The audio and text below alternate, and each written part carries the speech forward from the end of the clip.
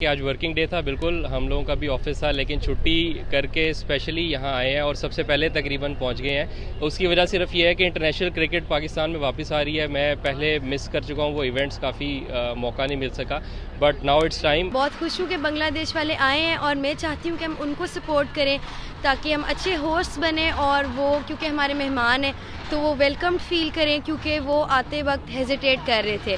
तो मैं चाहती हूँ कि उनका एक्सपीरियंस इतना अच्छा रहे कि वो नेक्स्ट टाइम होपफुली अपनी मर्ज़ी से आएँ और खुशी से आएँ इंशाल्लाह। मैं पाकिस्तान को भी सपोर्ट करता हूँ और बांग्लादेश को भी सपोर्ट करता हूँ, क्योंकि वो यहाँ पे आए हुए हमारे मेहमान टीम है, हमें उसको भी सपोर्ट करना चाहिए। We are nation of 22 million people, we deserve a world cup. Asia का बहुत छोटी चीज़ है, इंशाल्लाह वर्ल्ड कप हो, क्यों नहीं यार।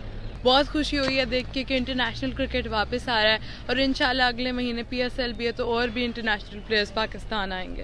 ये इसलिए लगा है कि बांग्लादेश को सपोर्ट करो और पाकिस्तान लगे, पाकिस्तान मेरा मुल्क है, पाकिस्तान मेरी जान है और पाकिस्तान पे मैं अपनी जान भी जानिसार करता हूँ और पाकिस्तान जिंदाबाद।